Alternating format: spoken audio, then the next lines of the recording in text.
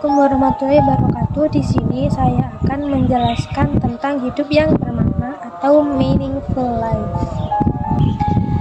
Pernah nggak sih kalian mendengar keluhan orang atau kamu sendiri bilang begini, kapan ya aku bisa bahagia seperti dia?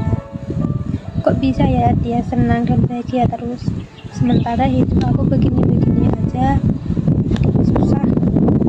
Kalau kamu pernah mendengar itu, coba deh didalami dan cari alasan kenapa keluar seperti itu bisa muncul. Apakah pertanyaan itu karena faktor rasa atau mindset yang tidak benar, atau karena faktor keduanya? Sekarang saya ingin bertanya lagi sama kalian, bahagia dan tidak bahagia itu sumbernya dari mana sih? Merasa senang karena banyak uang, apakah secara otomatis bahagia? Saat kamu lihat pasangan suami istri yang cantik dan ganteng, jalan bareng, makan bareng, dan selfie bareng yang diunggah di medsos, apakah juga pasti bahagia? No. Hentikan cara berpikir bahwa senang dan bahagia itu sama. Memiliki uang banyak, pasangan cantik atau ganteng, rumah dan mobil bagus, gaji besar, dan lain-lain itu adalah unsur luar yang mendorong seseorang bisa menjadi senang. Hidup senang tidak berbanding lurus dengan bahagia. Senang lebih pada aspek kecukupan material yang oleh rata orang disalahpahami sebagai kebahagiaan itu sendiri. Sementara bahagia adalah suatu kondisi pikiran yang sinkron dengan emosional dan spiritual dalam berbagai situasi dan kondisi.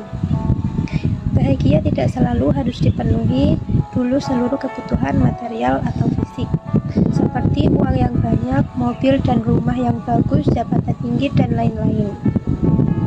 Bahagia itu suatu kondisi batin yang merasa nyaman dan lega tanpa beban atas kondisi apapun.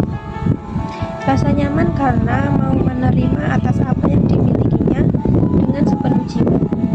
Jadi kebahagiaan muncul dari hati terdalam, hati yang tenang, hati yang ikhlas atas kondisi yang ada dalam wujud syukur. Rasa bahagia dan tidak bahagia tergantung bagaimana akal dan hati menyikapi diri dan lingkungan tanpa tergantung oleh faktor luar.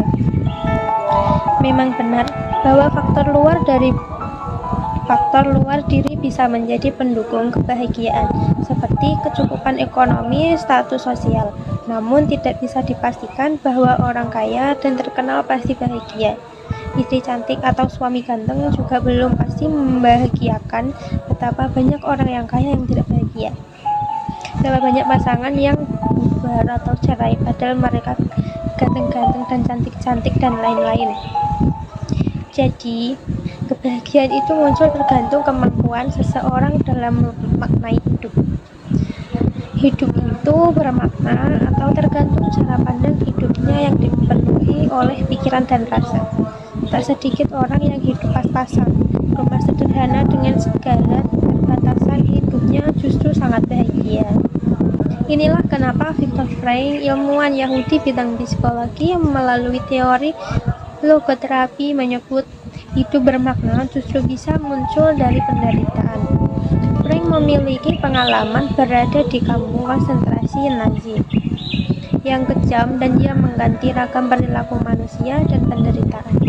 Ia menemukan sejumlah orang tetap mampu berjuang dalam hidupnya yang penuh derita, sementara sejumlah orang lainnya mengalami dan merasa kalah kepada penderitaan.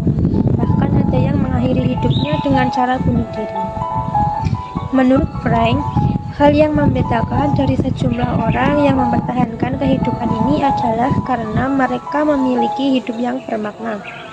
Tanpa makna hidup, kekuatan kehidupan dirasakan hampa. Ketika kehidupan dirasa hampa, manusia tak ubahnya seperti mayat hidup. Ia bergerak, namun tidak ada arti dan tujuan.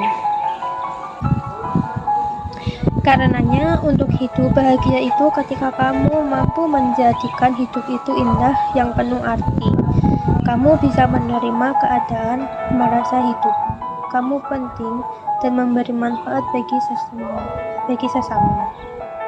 Artinya, kamu mampu memaknainya secara positif, penuh optimis, dan banyak berbagi manfaat kepada orang lain, apapun bentuknya, dengan tetap positive thinking.